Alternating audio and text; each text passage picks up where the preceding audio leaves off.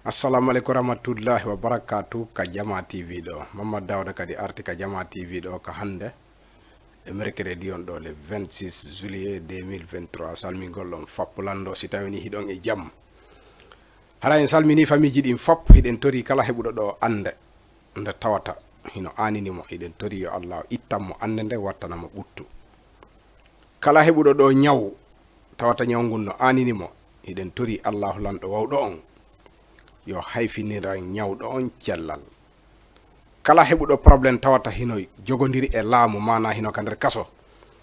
hiden tori yo Allah yaltimmo ka kaso fewna mo kadi tagamo e lawol siratal musagima hara en salmini jaaji an jeenabu don e labe e kawtal be makko sonnabe hino maake nenan julde pellum bantala benno waduno accident kamabbe pellum bantala bawo ka be yahayno hiwrondirgol faatunde be yeha ka hiwrondirgol faatunde hibe artude Allahu lando wadi be hebi accident koyngal mabbe ngal woni ko heli e nder koyngal ngal be tampi hara ko moƴƴa non kambe nenan julde pellum bantala ibe wallina ka hôpital labe hide lando si tawi woni Allahu lando noddande be afiya yo addambe afiya addidana be afiya kala walido ka labtaneji hiden salmina don rugiyattu pellum bantala kanko dankido nene makko wattude kotirawo kadi rugiyattu on don no immi kona kirino ari dankagol nene mun nenan julde hara en salmini nenan julde en salmini kadi keynirabe an hino adda don labe hibe innamo mahmudu buretedo noddirede bem base on kadi hide lando si tawni mo hebde afiya yo Allah wadda mo afiya don e labe yo Allah faw en jam ka jama TV do sama mbokk yi na ngeen def yalla nañ yalla may jàmm si réew mi képp ku am problème koo xam ne da nga am problème boo xam ne bu la sonnal loolu yalla na ko yàlla teggi def ko jàmm képp ku am problème dugg si biir kaso gi yalla na ko yàlla teggil nattu bi jubanti ko teg ko si yoon bu jub képp ku fi am feebar boo xam ne sonal na la ñu ngi ñaan yàlla yalla na ko yàlla may tawfiix jërëjëf hande kadi den arde ka débat ji meɗen hiɗon andi toujours en ɓeydodiray ɓe inni toujours tanke moƴƴano heddi wata mo haalu bonka eɓano moƴƴa lannata wata en haalu bonka yewte moƴƴi ɗin tun ko ɗum ɓuri en moƴƴande en fof meɗen donc andi o société meɗen tentini enen guinéyemɓe fottuɓe ɗo ɓen mo be yo wakkilo respecta hoore mum okka hoore mum teddungal anda ko honɗum jokki andita ko arɗo ɗaɓɓere toujours a duwa hotude waɗa ɗum ɗon ka hakkil ma wata arde joɗoɗa wasi a hotata ñalande ko woɗɗude wodi nde hewtata ala toujours noon si a waɗi hakkil ma komi arɗo ɗaɓɓere donc a joɗorta wasi wona arɗo ɗaɓɓere sertayi no foti sertude haray mo be kadi ɗaɓɓa kaydi par ce que kaydiji ɗin fuɗɗike finnude yimɓe ɓen ka laawi hari law sulfu no woodi joni noon ɓe itti sulfu on kala mo ala kaydi ɓe ala jabde feƴƴa ka frontiére mo be yo ɗaɓɓu kaydi ko innete cardante kon jogo ɗum ko garanti ma wona garanti ɓe ka lawol dey ko garanti ma arten kadi paykum meɗen jeeya kun ka amen kurkoto ka innete ɗon bingal o immino ari Dakar ɗo o heeɓi ɗo lewru paykun hino inne Mansour ben makko no inne Ousmani bingal nene makko no inne Hulaymatu paynku non ko Mansour ko innete o heeɓi ɗo lewru hande o majjuno ka hande alarba on ɗo le 26 juillet 2023 majjugol ngol ko faytugol seeɗa e ɗon andi ko paykun ko ɗum kanko e koto makko majjodiri seeɗa ni o fayti e nder ko fayti kon groupe aji WhatsApp ɗin yaawi informude jama on o yawa yiitede hara o yiiti koto makko Ceerno Yousouf kon ɗo woni ko o wondi aray ko teddungal e meɗen par ce que ɓe wawi nande ka men deedi mawɓe makko ɓen taƴa aray o yiitama e dow jammo ƴere o faytu tun seeɗa ɓa andi ko koɗo ko noon a faytay haray on salminama on jarnama dafa am loo xam ne aussi dañ koy waxtaane tuuti rek ci olof lan moo ko waral biir société bi lañuy dal ba tey yar ak teggin ku nekk amul patron bi amul surga bi ku nekk am na lu la war respect yar ak teggin ak yermande xam nga patron bi nga xamante ne yàlla daf ko may doole maanaam may ko alal mu investir pour jàppale doomu aadama yi parce que moom am na lu muy am ba pare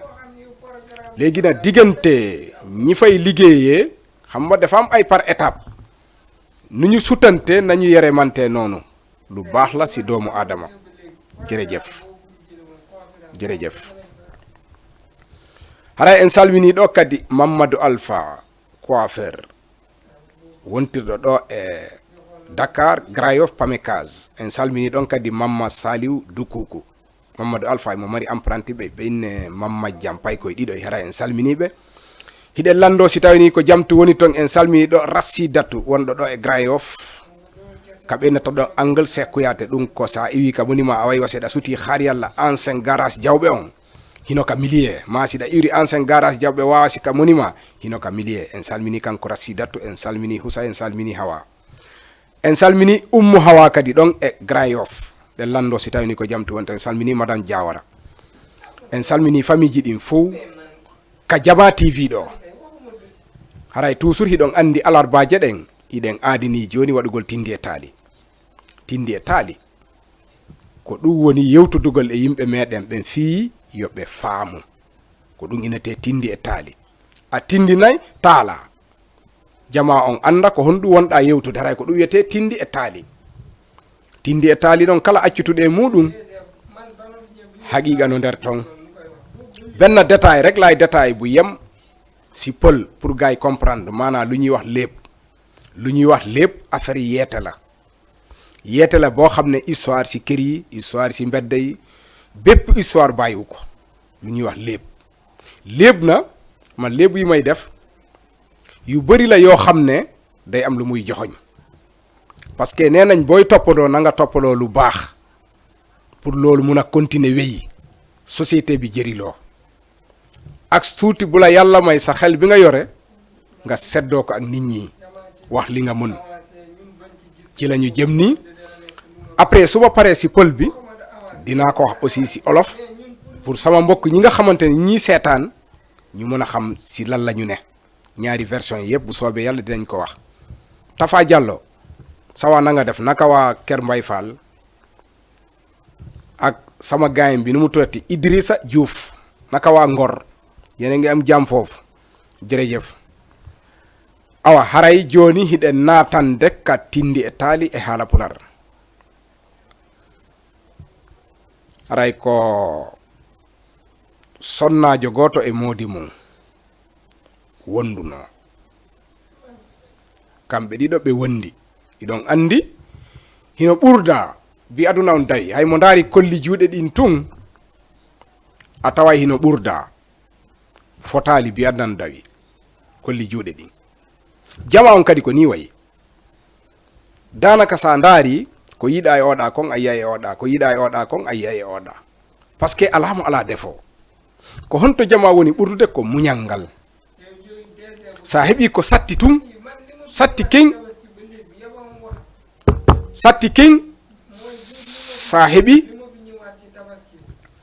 sa heeɓi tun ko satti king haray ko wawata yultinde wonna tappugol ɓernde walla fatina ɓernde nden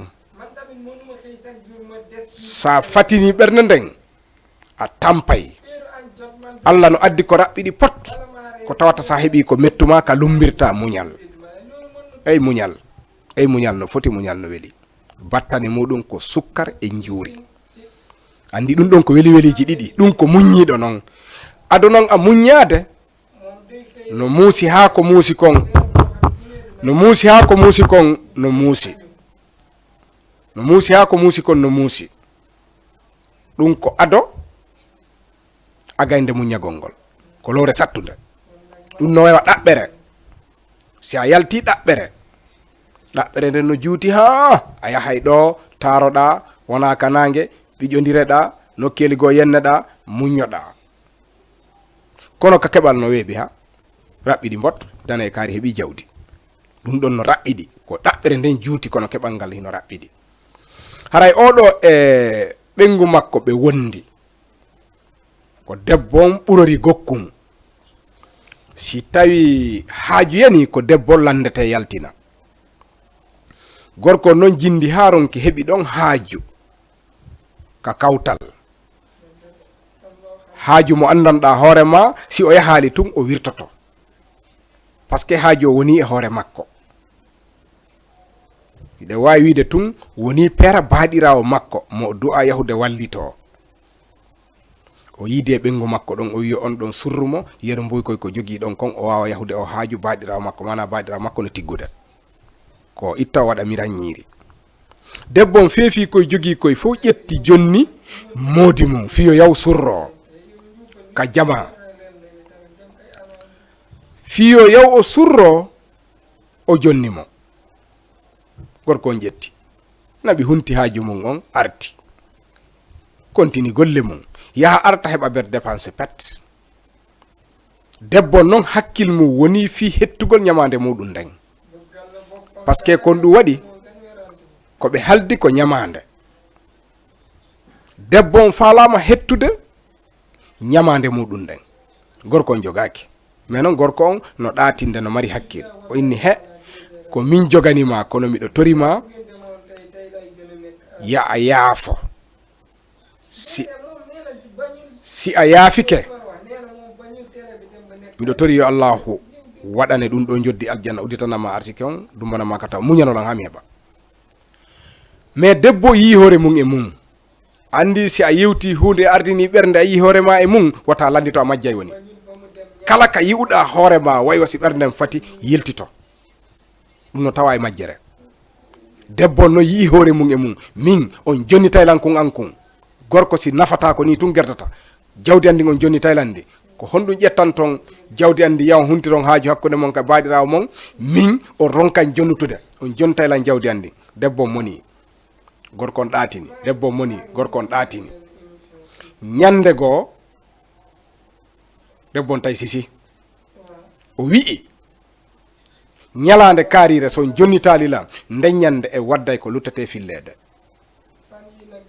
debbo duwaka ƴaggude hakkude mum e moodi mum haysi moodi ma ƴetti kumma muñño kala ko yiiɗa debbo muññike wallahi no maranimo nafa no arda ɗo yo mayde o heɓay nafa konko o muññi ɗon kono ko so o muññike debbo winde ñalade ɗon sinde hewti on jonni taylan mbuuɗi an ɗin goɗɗo ari ka hoɗo ɗon hino yeeya koko innete leppi rewɓe no yiɗi mo be ƴetta mo be ƴetti mo be ƴetti mo be ƴetti debbo on inni modi an jonni tan mbuuɗi an ɗin min kadi mi sooda leppi ɗin par ce que yeruɓe am ɓen fof soodi ko ɗum mi faalaya jonni tan gorko wi ka yiyatami ɗo 50 mi jogaki janngo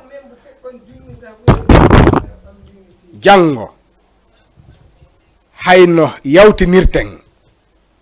ko probléme hayno yawtinirten ko probléme janngo haray miɗo faala ya a muññanolan kadi oɗo feƴƴay kono na oɗo tun jogii leppigoy debbo wi hande mi hollete ko fuɗata si setta ko fuɗata si setta kon mi hollete ɗum hande mi hollete ko mi woni hombo debbo wi ɗum modi mum kambani modi mum jogii ka nder ɓernde wi si Allah jaɓi hande a heɓay ko fuɗata si setta kon mi hollete ko mi woni hombo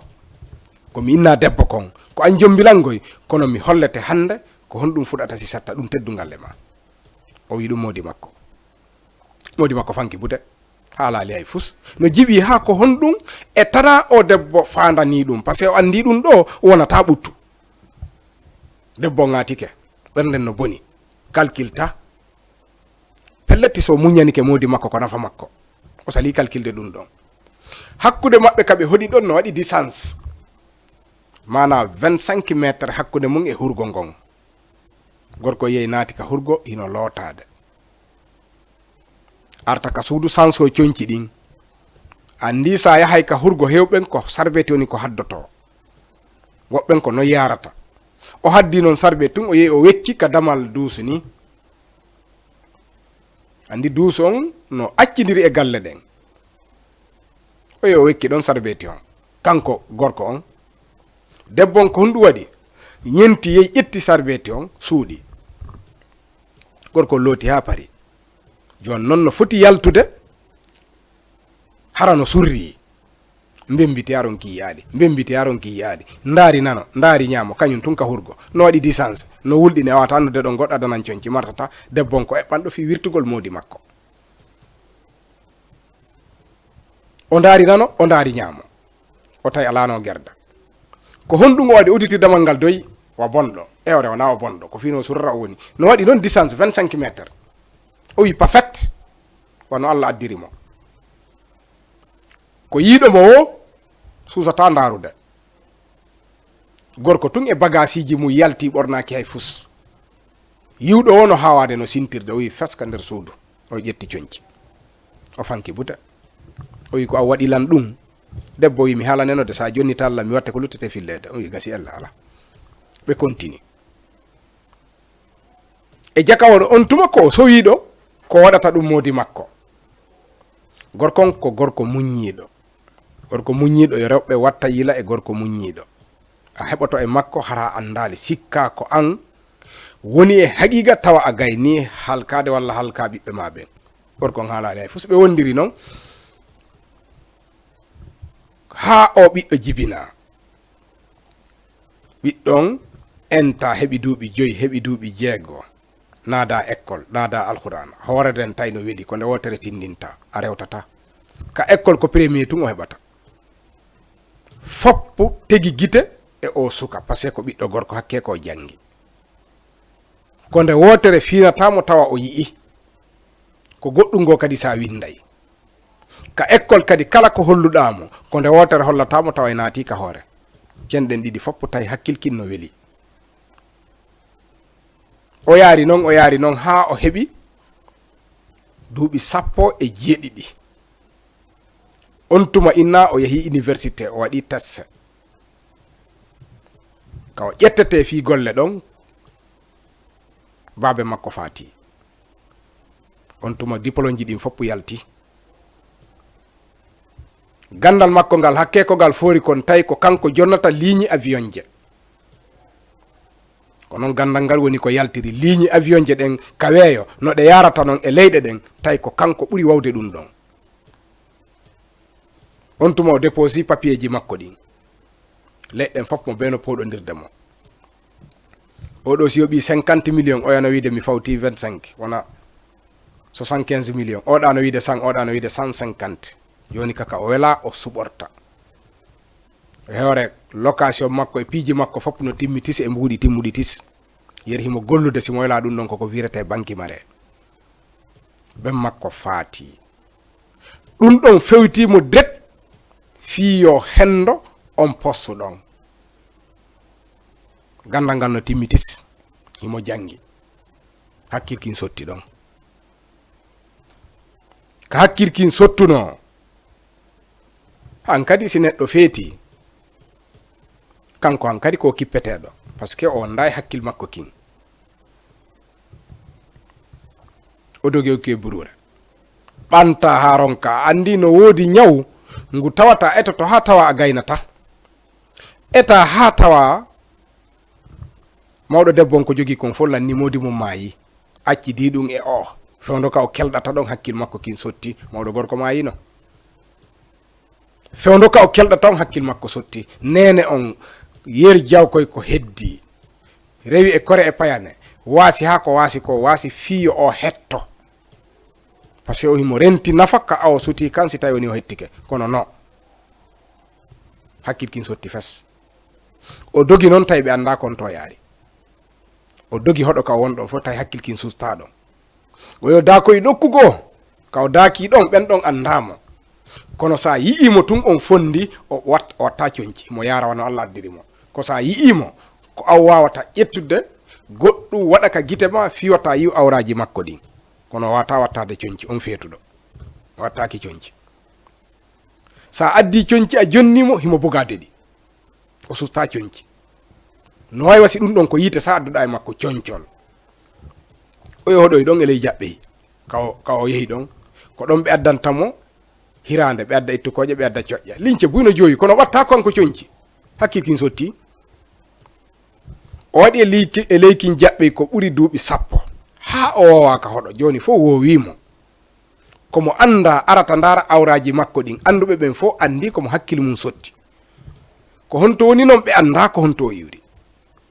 kono o neeɓi ɗon ko ɗon ɓe addantamo ñameteɓe jonna. wonoy ha neeɓi seeɗa ka o heɓata duuɓi 10 ɗon tawi hoɗo ngon fof wowimo o yeeso ko ɗon o jeeya, komo hakkille mum sotti kono ɓe wowtodiri e makko. ñiiri fof ko ɗon ɓe addantamo ka ley jaɓɓeyi. wonoy noon ha o nawni kono tawi himo wondi e mbawdi makko ndin seeɗa, o muti fes. woɓɓe wi de he e yiyaali o feetuɗo ɗo, te duuɓi 10 himo ɗo en hattaki mo, hiɗe yi'udemo. ko honto o woniri. wonande hoddigal ɓe wi tefen ko honto o hikkitori, ko ɗum ɗon du'anayo tan deƴƴutun, ko hoddaɗo meɗen. hay si tawi ni hakkille makko no sotti ko hoddaɗo meɗen. woɓɓe wi ndaara yehen e ndu suuduɗa no hewno ko natayno e ndun suudu ɗon, fewndo wonayno ka jaɓɓeyi. ɓe yehi e ndu suudu ɗon ɓe landi, o wi'i yehe hoɗo nokkel kaari o 7 kilo hakkude mum e on mawɗo debbo ka on ɗon. ɓe yi so yehi on mawɗo debbo ɗon lando ɗon fi o feetuɗo. ɓe yehi ɗon e on 7 kilo ɓe landi. ɓen ɗo wi'i yehe suudu nokkel kaariru ɗon kadi waɗo 4 kilo no hakkunde muɗum. ɓe seppi ɓe yehi ha ɓe tawi on ɗon jaka ko yayirawo makko nene goto ben makko, yaay makko tigi tigi o yi o waali ɗon. andi ko ɗum ɓe innata tankiɗa selli harayɗa wonani hoore ma, kono si tawi woni a sella jeyi ɓe hettayi. ko feetuɗo kono o anditi yahugol ka yaay makko o waali ɗon. moko baɓe 4 iwri ka hoɗo ka o wonno ɗon ka jaɓɓey ka o daakino ɗon no ɗaɓɓutude mo. ɓe inni ɓe ari ɓe hewti ka yaay makko. ɓe landi ɓe inni dey kamɓe ko neɗɗo goto feetuɗo wonno ka maɓɓe mo wattata ko coñci. ɓe hattike mo noon ɓuri jonte 2 ko on ɓe on tefde fimu. yaay maɓɓe inni moko baɓɓe yo ɓe naatu. moko baɓe hoolaɓe tun ka hoɗo yo ɓe naatu ɓe jooɗo. ɓe naati ɓe jooɗi. ɓe inni mo on ɗon ɗaɓɓude on hino mo ka kuri on an ɗo imo waali oɗo min e ben makko komin nena goto baba goto yehe ndaron mo. ɓe yehi ɓe ndaari ɓe tawi himo waali o wawata he fusi mo tampi. ɓe hiwrimo ɓe mawlimo ko ɓe addori kom ɓe neldimo ɓe wayniti. yaa e feetuɗo wi yaafe jooɗo ɗon. onon ɗo fof ko moko baɓe kon hellifaɓe. no woodi ko sillete sifite hara wona ayiɓe, hara wona aybingol, kono no woodi ko sifete sillite hara wona ayiɓe, no hasi kadi janna. moko baɓe on tuma ɓe ngal ɗi ko honɗum gasta wonde ɗum. on tuma mo be jiɓike. mawde bo wi tole ɗon ko min haalani on ɗum mi haalanayi on ko honno woniri. o wi o yi o feetuɗo. ɓe wi mi yii. ɓe wi on andi ko honɗum waɗi ɗum ɗo. ɓe wi ɓe anda. ɓe wi o mo yi'u ɗon nene makko e ben makko ƴettidir dewgal sunna e farilla, mais nene makko waɗi ella. ko honɗum woni ella on? ben makko ñawli nene makko fi ko waɗa dépense surra ka galle makko o waɗa haaju, ko haaju o fokkutuno o ñawlimo. baɗirawo makko no tigga o inni o ɓengu makko ñawlumo o yaw surroyo ka peera. debbo ñawlimo ha pari ɓittinani modi mum, rewnimo kore e payane fali forcé yo mbuuɗi ɗin hetto. o yawi jogaki mi salakima jonnude, simi heeɓi mi jontete, miɗo yiɗi en surrodir. debbo on sali fi sali. ñande goo kambani modi makko o isi Allah jaɓi mi hollete ko honɗum innete debbo. gorko jiɓi ha ko honɗum naatino lootade. debbo e ƴetti sarɓe toon suuɗi. modi mum yalti waɗa hay lincum takki juuɗe ka awra mum. ko ɗum heeɓi o ɓiɗɗo makko tawi ko sowiɗo fo wi iskin ngalɗi. ɓe inni awa ko ndin kuddini takko ka o kelɗata ɗon mo ben makko faati. kanene makko heɓata bonofice ɗon ɓiɗɗon feeti. haray ko yi'o ton oɗo no waali ɗo ɗi duuɓi ɗi o woni ka mum fof wattata ko coñci, ko nene makko woni ko ɗaɓɓanimo ɗum mo be ɓurti ngalɗude. ko ɓe innata kala ko nenejo waɗi anduka ka ɓiɗɗo woni artude. haray rewɓe yo wattu yila. kala do ko muñaniɗa moodi ma ko hoore ma wonɗa ɗaɓɓande, ko waɗanɗa moodi ma o ko hoore ma wonɗa ɗaɓɓande. baɗate ɗen fof no yo tawata ko baɗaɗe moƴƴe, sina ɗum fof heltay e hoore ma. hande galleji hewɗi son naati ko sonnaɓe woni ko heddi ka nder galleji. hay so daari ka aduna ɗo ko rewɓe ɓen ɓuuri ɗuɗude worɓe ɓen, ko ɗum addata ɗum tawi gorko on fatike no. debbo on noon wiye ndar golle ma ɗen ko remuɗa kon joni noon soñu, on ɗon ko on ɗum o soñata sumu ɓernde e hersa wirtere, o miijito si tawno muñani kene o gorko ɓiɗɗo makko on hakkilkin no weeli nafayno mo. kanko tigi o heɓi probléme, kanko mawɗo debbo on tigi o woni neɗɗo mo timma, sabu hakkil makko kin ko yahatay ɗum ko honto nde gatande nafi. araymo be koyo watta yiila, sa wondi e moodi ma tum muñanomo, sa wirti moodi ma tum ko ɓiɗɗo wonɗa wirtude, par ce que ay ɓiɗɗo on jibinama tay so tacoñci feeti kadi ɓe mo mayino, onuɗa ka aduna ga an perduɗa. hetta golle ma ɗe lettoɗa ha ñande tawayɗamo, ko Allah waɗatama kon kadi ɗum kadi himo habbi, koko aduna ko wonɗen sifade, ko laakara kon hiɗen andi wirtuɗo moodi mum alanamo moƴƴere ton. aray koye on tigi teddi moodi mum mo tawata o ƴettimo dewgal sunna e farilla, on jiidodi, on surrodi, o woni di suudu woturo, moodi muñanomo, ko hoorema wonɗa wallude. ray ngol taalol ɗo kadi ko ni ngol yaari, ko moƴƴi kon fof ɗen tori yo Allah waɗu hakkunde meɗen kala ko tawata hino boni e taalol ngol, hiɗen tori yo Allah walanɗo pottinan en kala ko boni, o fewna en fop, o tega en e laawol siratal mustaqima. assalamu aleykum rahmatullahi wa barakatuhu. hiɗen arde ka version olof, dañuy ñëw tuuti expliquer si olof. dafa am ñaari couple, jëkkër ak jabar, ñoom ñaar dañu nekk. léegi na loo gis ci àdduna bi dafa ëppante, nu sa baaram yi ëppante noonu la yépp mel. am na koo xam ne dafa am lu yem, am na koo xam ne dafa am lu bari, am na koo xam ne amul. léegi na ñaari couple yi dafa am ñi tanante, ku góor ki moyem bi bariwul, ku jigéen ki moo tane. léegi na ñoom ñaar dañ nekk di dund ba ci yàgg, ku góor ki am xew, am benn jarbaatam boo xam ne dafa war a takk jabar. léegi nag dafa war a dem ndawtal, yorul dërëm, mu gis soxnaam ci biir,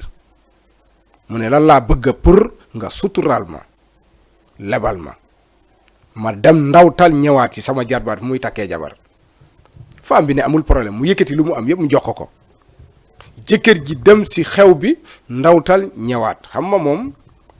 dem na suturaal boppam foofu, mais dafa leb jabar ji. léegi na fan la problème bi nekkee, jabar ji après daf ko taxal pot,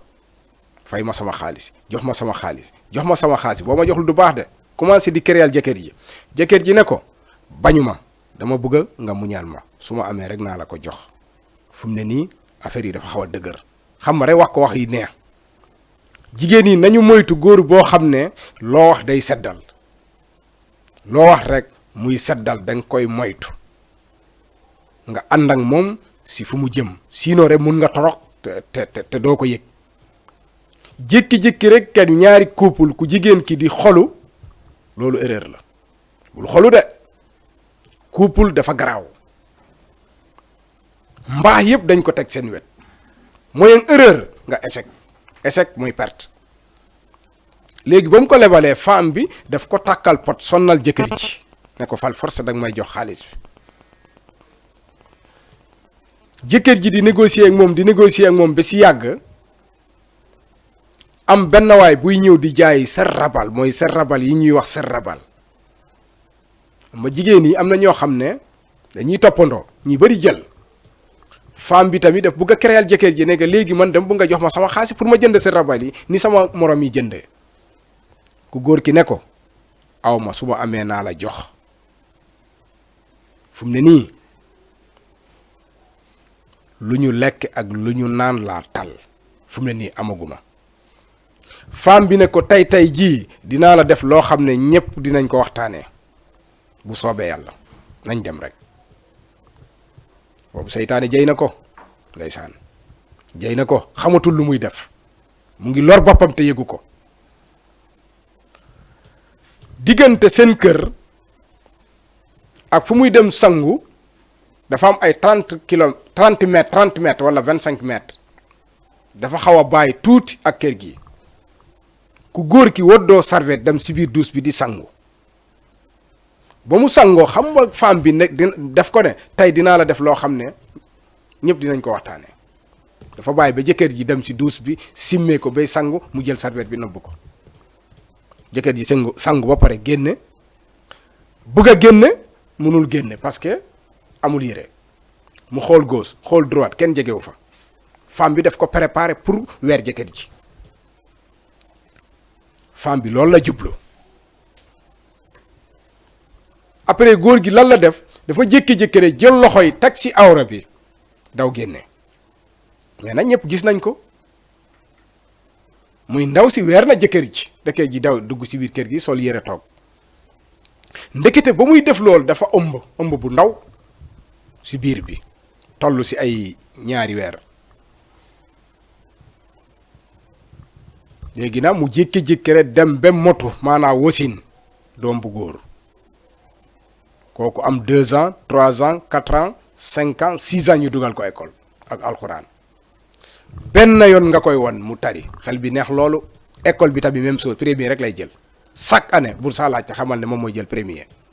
mooy seen doom jooju juddu mu dem ba am 10 ans xel bi gën a neex 12 ans xel bi gën a neex 15 ans xel bi gën a neex 17 ans xel bi gën a neex léegi dafa jàng ba dem université def test liggéey bu mu war a def maanaam liggéey bu muy def mooy ligne avion yi ci asamaan yi moom moo ko war a joxe dëkk yu bari di ko xëccoo ñii di ko fay 50 millions ñii 30 millions ñi koy xëccoo daal parce que liggéey barke la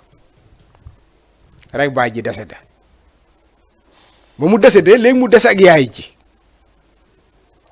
ba mu demee ba nga xamante ne desul lu dul affaire yi sotti mu commencé di liggéeyam nga xam ne day toog fu muy toog mu manipuler di wane avion yi fu ñuy jaar xam nga loolu million la teranga bu bari la rek waa ji dof waa ji dee na moom ak yaay ji xel mi dem mu daw dugg àll dem dëkk boo xam ne dafa soriyoo ak fu mu jóge nekk fa si benn suuf garab Dakar nekk fa fukki at miinanteeg waa kër gi loolu sax waa dëkk ba loolu miinanteeg waa dëkk ba yëpp loolu ñëpp xam ko mais na boo ko nee jàng say bët noo def nga xaw a gestu tuuti parce que sinon di nga gis ay awram yëpp moom yëre lay bañ a gis soo koy jox yëre mu la koy sànni moom bëggul yëre lay bañ a gis dox bi mu nekk pendant fukki at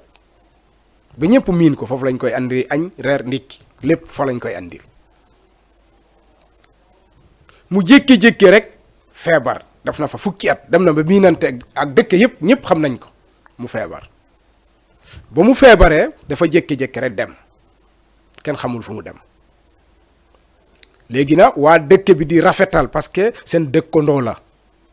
xelam neexul mais seen dëkkandoo la xamante nañu ak moom miinante nañu ak moom mais nag xel mi neexul mais dañ ko jàpp xam nañ ne nit la mais ku wéradi la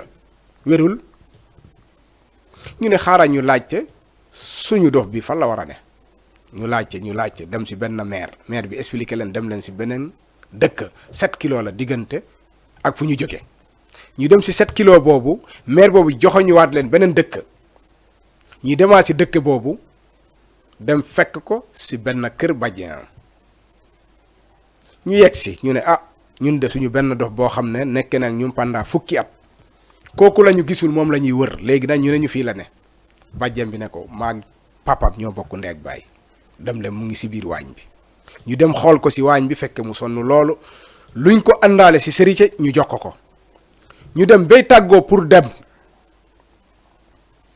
seen bàjjen dof bi ne pardon dama bëgg ngeen toog ma am tuuti benn waxtaan bu ndaw bu may waxtaan ak du question weer ko na mais dafa am loo xam ne dañ koy waxtaanee pour nit ñi yeew moytu loolu la rek mais du question weer ko payi toog bàjjen bi commencé di expliquer ne gis ngeen kii tëdd nii dof bi xam ngeen ne du sol yére ñu ne ko waaw ñu ne xam ma lu ko waral moom yaayam ak papam dañ doon sëy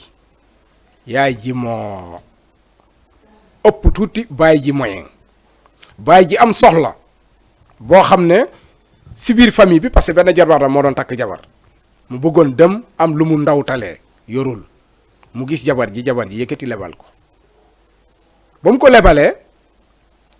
mu dem si xew bi ndawtal jarbaat bi ñëw après na jabar ji takkal ko pot bugg ko yóbbu àllaaxira ndax xaalis bu mu ko lebal te kale yorul dafa ne bañuma da ngay bàyyi ba ma am ma fay la di wax ji sedd mais kale tàngal un jour rek mu ne tey dinaa la def loo xam ne ñëpp dinañ ko waxtaane man maa la ko wax mu wax loolu jëkkër ji dugg si biir duus bi rek sangu bay waaj a génne parce que dafa am distance diggante kër gi ak duus bi fu mu ne jabaram dem yoot ndanka jël sarbet bi ku góor ki génnee awram yëpp feeñ bu awram yëpp feeñee mu daw dugg si biir kër gi léegi na moo jàpp seen doom ji parce que boobu dañ ko ëmboon biir bu ndaw si biir yaayam léegi lan moo tax may expliquer jigéen ñi nañu moytu boo leen di sëy ak seen jëkkër na ngeen ko muñal na ngeen ko defal sa bopp nga ko defal liggéeyu ndey añu doom loolu woykat yi sax wax nañ ko lu sa yaay liggéey moom ngay añee léegi nag lu mu liggéey moom moo feeñ ci doom ji ou bien muy jërilu moom ku jigéen ki dafa yàqal boppam jëkkër ji dese dana yàgg na doom ji fu muy dem ba tekki xel mi dem léegi mu ngi ni perte na